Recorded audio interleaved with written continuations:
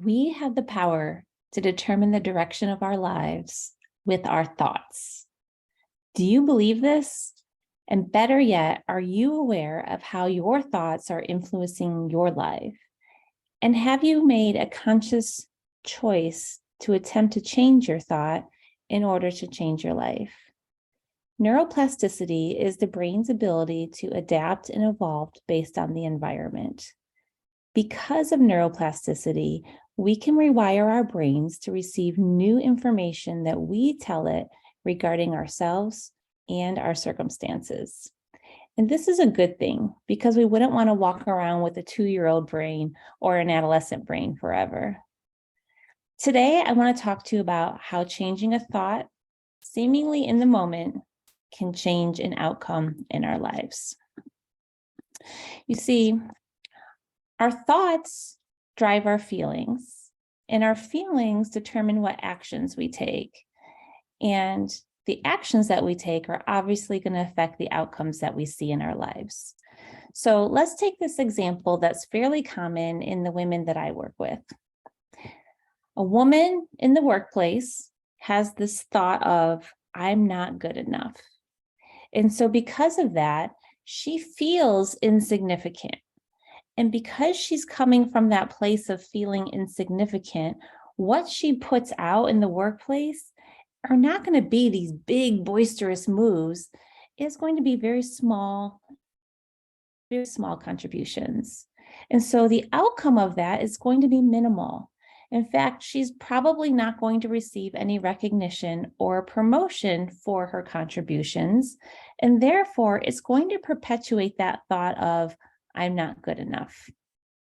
And so what I want to show you now is how this woman can change her thought in order to change the outcome.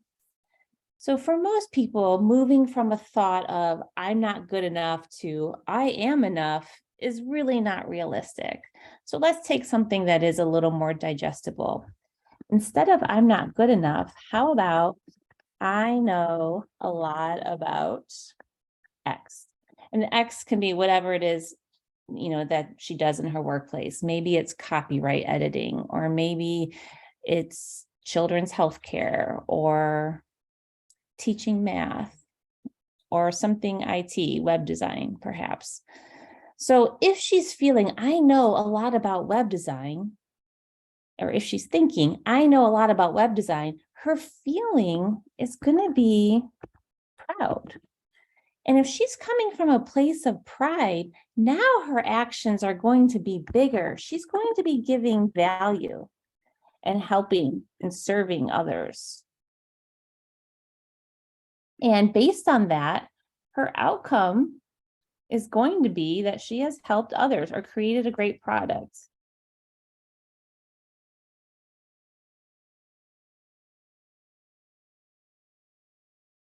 And based on that, now she may receive that recognition or that promotion, which is just going to further that thought of, I know a lot. Like I'm really contributing here in the workplace. And that's just going to create more and more positive actions with more and more positive outcomes. We can also use this model to change a desired action. So let me tell you about a recent example in my life. I recently started attending a new church, and I was involved in a women's Bible study there that was 6 weeks long.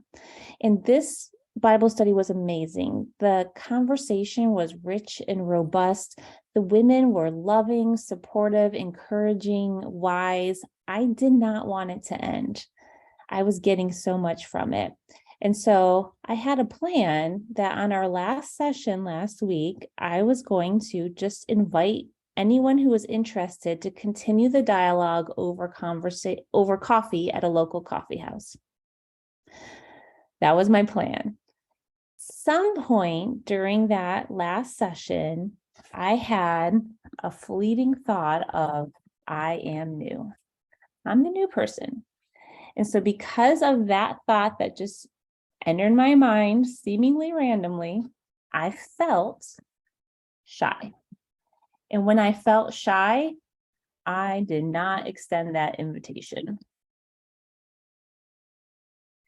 And because I didn't extend the invitation, there was no opportunity for continued fellowship.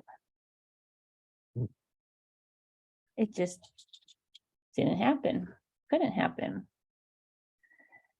So because my desired action was to invite, let's work backwards. What did I need to feel in order to extend that invitation? And being the expert on me, I can tell you I needed to feel connected. And what is a thought that would have created that feeling of connection? So for me, it would be, this has been a wonderful conversation. I have contributed and I have gleaned from it.